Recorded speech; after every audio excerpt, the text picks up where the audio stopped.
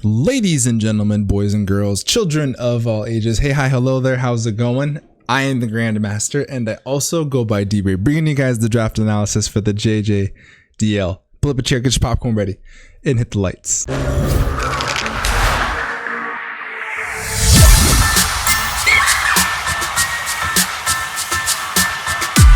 Gente hermosa, welcome to the draft breakdown for the JJDL. Shout out to John Jr. for inviting us. Looking forward to the season. It's gonna be a fun one. It's gonna be, full transparency, a very casual league for us. We want to have fun and have a good time. We're running 2 leagues.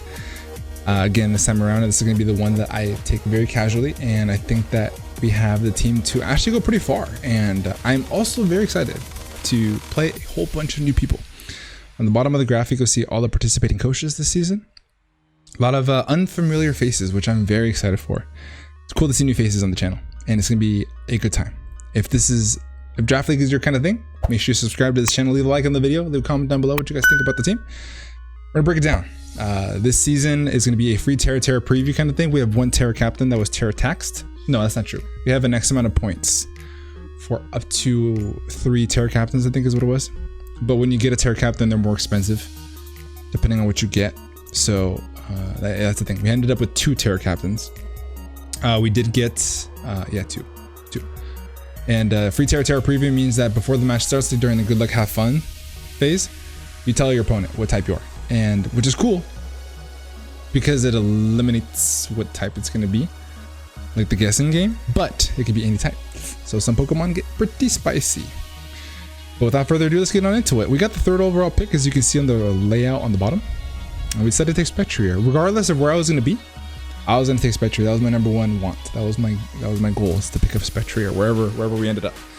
So I'm glad that was mission accomplished. Fantastic special attacking ghost type.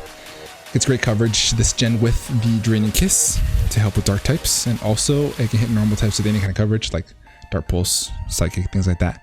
Gets Calm Mind, gets Will-O-Wisp, gets Hex if I want to do like a spam set, but just something that we kind of kept in mind for this season. So very excited for a very powerful, especially offensive ghost type, which we paired off with the best hazard setter this generation.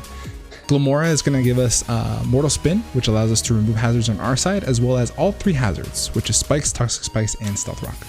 Very fantastic, especially offensive threat.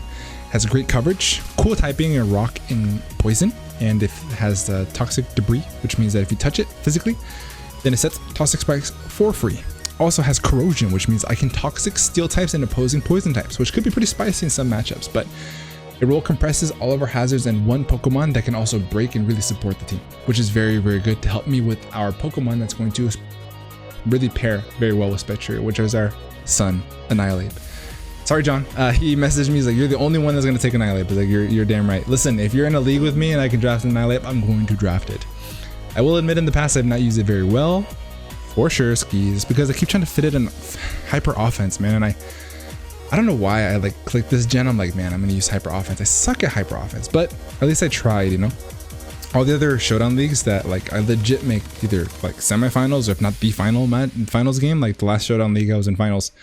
And I played balance, and I'm just going to fall back into that because hyper offense is just not for me. So I think that we're going to be using Annihilate a little bit better this season. In my personal opinion, it's a fantastic fighting type to pair off with Spectrier. It's double ghost, but ghost spam is so good this gen. So good. And Annihilate attacks on the physically offensive side and Spectrier on the special, which is very good. This Pokemon's Rage Fist move is busted. You touch it, gets a plus 50 boost, and it caps off at 350. Fantastic Pokemon. It gets access to great coverage, but all it needs is dual stab in fire and ghost and fighting is what I try to say. Fighting. You okay with it? Alright, it's joking in the back. But we're pairing this with Spectrier. Also, it's a good Pokemon to pair with the Glamora, which means Glamora can get up all the hazards and it deters my opponent from wanting to defog because it gets the ability Defiant, which means that if you defog in front of Annihilate, then I get a +2 attack boost, which can be pretty scary and tangent with the Rage Fist. And it's a ghost type plus Spectrier, which means that I can have 2 Pokemon that will be coming probably every single week that can rapid spin block, which is so fucking good. Next up we have is Clefable. Clefable is my favorite fairy type to use in Draft League. Kind of stayed away from it because I use it a lot, but fuck it, I'm gonna use it again. I like Clefable so much. Pure fairy, great defensive typing. Fantastic special defensive stat. It lives hits for no reason. Gets access to stealth rock, so that's really nice to get outside of glamora and annihilate. Annihilate is probably never going to run rocks. So getting a reliable rocker is very good.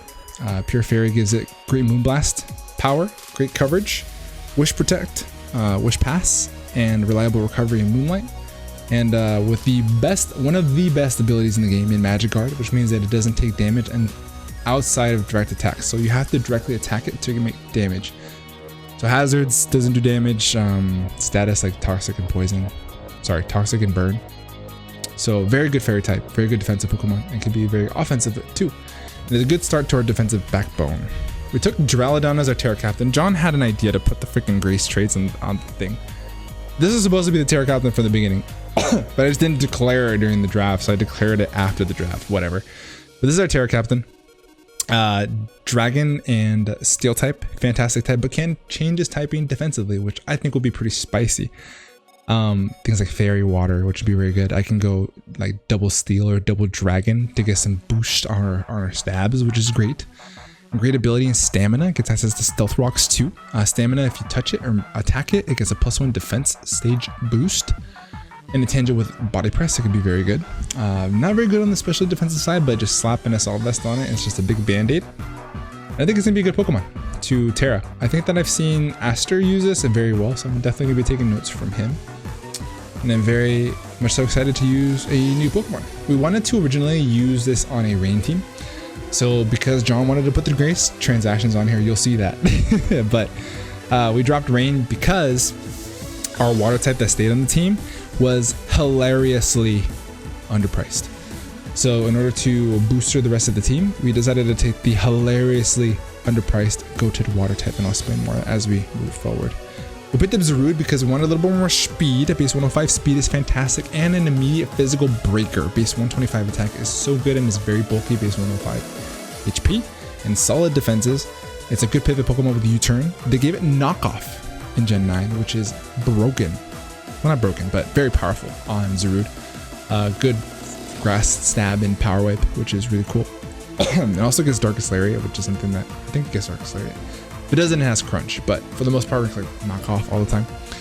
And it gets great coverage in close combat, which is very good. Swords Dance, Trailblaze to boost attack and speed, which is very nice for it. And I wanted an immediate breaker that's fast. So I've used Zarude many times, and I love this Pokemon. Again, falling into more of a balanced style and Pokemon that I'm very much so comfortable with. The only Pokemon that I'm just not... only two Pokemon that I have not used is Duraludon and Spectrier. So I think I'm going to be very comfortable with this team. Gligar does not stay in the team. Fun fact, I picked up Gligar, not realizing that the Pokemon that I was going to take was not taken. It was like one of the few ground types remaining. It was Sandy Shocks, but we ended up taking Gligar at this point because I should have taken a little bit longer to look at the board. But nonetheless, we took Gligar, and then Grace, we picked the Beep Bus. So Beep Bus, the Charger Bug, is going to give us Sticky Webs and a bulky pivot plus Volt Switch.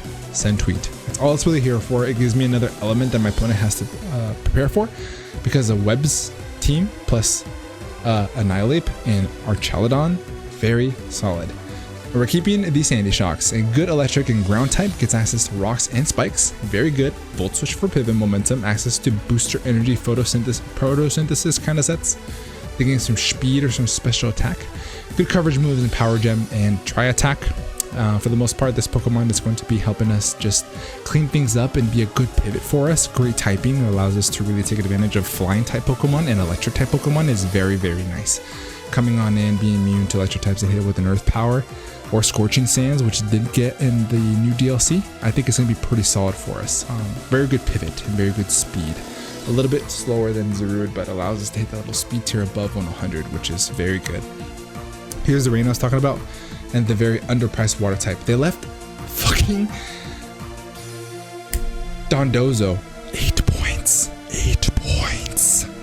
It should at least be 10. It should at least be 10. So we abandoned all rain because I do have another league, spoilers, that you'll be seeing very soon, that I do want to make Politoed the like epicenter of. So I thought, okay, let's leave Politoed for that league, and then let's take advantage of the very underpriced Dondozo. So Dondozo gives us a pure water type. So now we have a fantastic defensive backbone and a pure fairy type especially defensive Clefable, and a pure water type, more physically defensive Dondo. Both are unaware, which is very nice to have on a defensive backbone, and then Clefable has wished to keep the Dondo healthy if they both show up in a matchup, which I think is very fucking good. Also gets access to Wave Crash, with a super high HP stat, which means that it will do lots of damage, and it probably won't take much recoil in return, which is very freaking good. Access to Yawn, in case you want to set up on it. Body Press to take advantage of his fat defense stat, which is really cool. But it could be really good with curse sets to being able to reverse sweep my opponent, which will be really handy to have. And I think a good secondary Pokemon for our defensive backbone in our nice little balanced team will be very solid. Last up, we picked up Golduck. Golduck does not stay in the team. It switches over with the Noctowl, so we're able to, being Dondozo being at 8 points instead of like 10 points, gives us 2 extra points to get another Terra Captain. So we dropped Golduck and we picked up Noctowl, which was 1 point.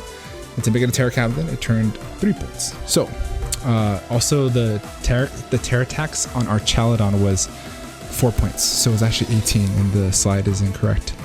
So it should be 18 points, not 14 points. That was a Terra tax on the Archaladon. That's why we needed the extra points from finding the discount from the Dondozo, and also picking up our second Terra Captain in Noctowl. Gives us a Defogger, allowing us to really take advantage of the Tinted Lens ability with Hurricanes plus any other type that we want to go for that matchup. Access to reliable recovery and roost.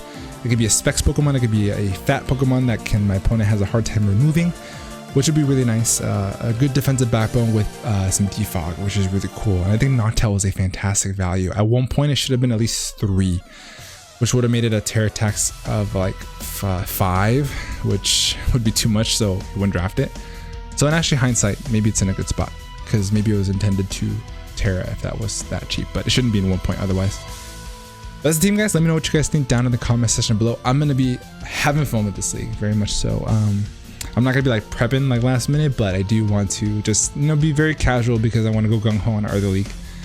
So shout out to John for letting us play, and very much so looking forward to playing all the coaches this season. Hope you guys are hyped for it. Subscribe to the channel if this is your kind of thing. Leave a comment down below what you guys think of the team. With that being said, I'm going to get the heck up out of here. Have a great rest of your day, and above all else, be nice. Peace.